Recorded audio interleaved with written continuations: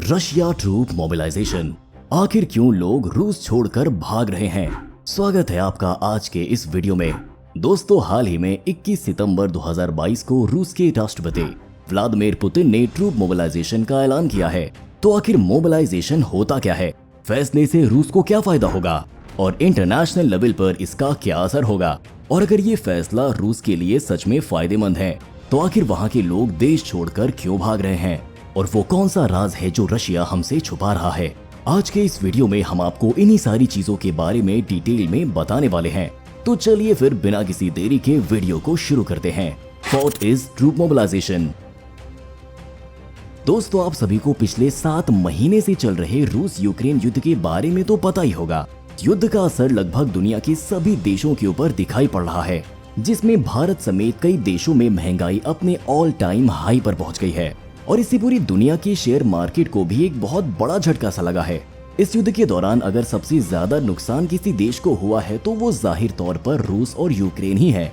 दुनिया के सबसे शक्तिशाली देशों में से एक होने के बावजूद रूस 7 महीने तक यूक्रेन से युद्ध लड़ने के बाद भी अब तक इस युद्ध को जीत नहीं पाया है, जिससे बौखलाए रूसी राष्ट्रपति पुतिन ने 21 सितंबर 2022 को एक बहुत बड़ा ऐलान किया, जो कि इस युद्ध के नक्शे को पूरी तरह बदल सकता है।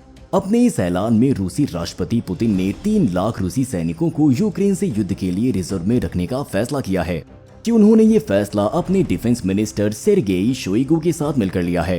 Need of mobilisation. और आखिर ऐसा करने की रूस को जरूरत क्यों पड़ी और इस मोबिलाइजेशन के जरिए रूस करना क्या चाहता है? तो चलिए हम आपको ये भी बता देते हैं। असल में अपने इस ऐलान के जरिए राष्ट्रपति पुतिन यूक्रेन के 4 बड़े इलाकों डोनेट्स्क, लुहांस्क, खेरसन और जापोरिजिया को पूरी तरह रूस में मिलाना चाहते हैं और वो 23 सितंबर से 27 सितंबर तक यूक्रेन की इन जगहों पर जनमत संग्रह कराने वाले हैं। लेकिन ये सब कैसे होगा, ये किसी को भी नहीं पता, क्योंकि इन चारों जगहों में से किसी भी जगह पर रूस का पूरा कंट्रोल नहीं है।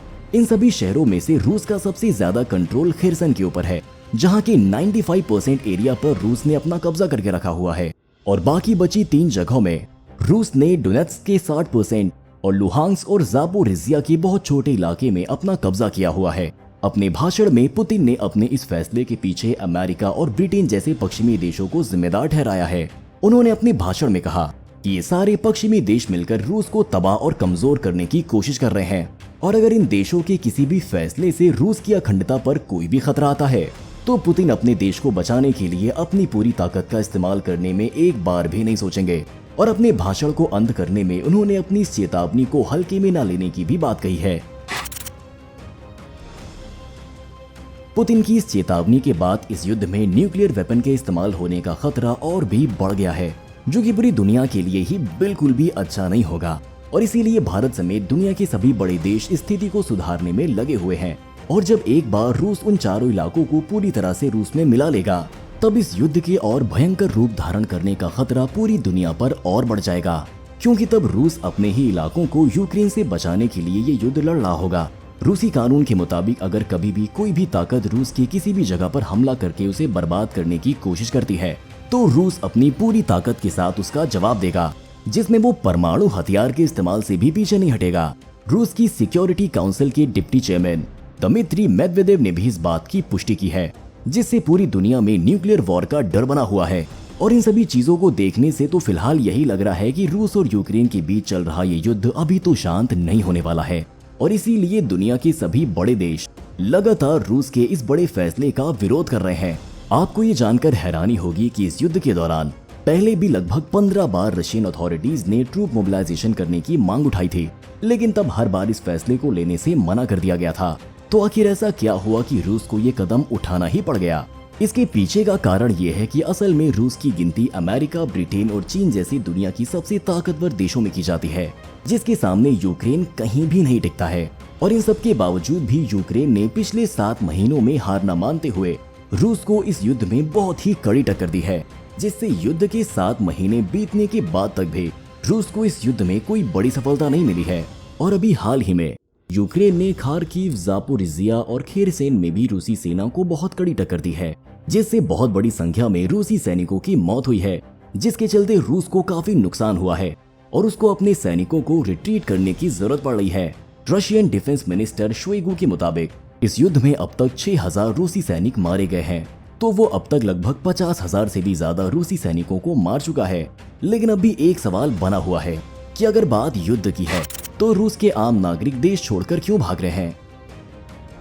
रशियन न्यूज़पेपर एजेंसी नोवाया गजेटा की माने तो इस ऐलान के तहत केवल 3 लाख नहीं बल्कि 10 लाख रूसी सैनिकों को मोबिलाइज किया जा सकता है, जो कि बाकी दुनिया के लिए एक बहुत ही चिंता का विषय है। और इस फैसले के बाद रशियन मिलिट्री से किसी भी तरह से जुड़े किसी भी नागरिक को अपनी जगह से कहीं भी और जाने की इजाजत नहीं है, जिसका मतलब है कि वो अपने शहर और देश को छोड़कर कहीं भी बाहर नहीं जा सकते हैं। रूस में हो रही इन सारी चीजों से वहाँ के आम नागरिक काफी डरे हुए हैं और वो बड़ी संख्या में रूसी सरकार के इस फैसले का विरोध कर रहे हैं। यहाँ तक कि इस फैसले के तुरंत बाद से ही रूसी लोग अपने देश को छोड़कर दूसरे देशों में जाने लगे हैं, जिससे रूस से बाहर जाने वाली लगभग सभी देशों की फ्लाइट्स की टिकट सोल्ड हो चुकी हैं और लोग अलग अलग तरीके से रूस से बाहर निकलने की कोशिश कर रहे हैं। वैसे दोस्तों, आपको क्या लगता है, क्या रूसी राष्ट्रपति व्लादिमीर पुतिन का यह फैसला सही है या गलत?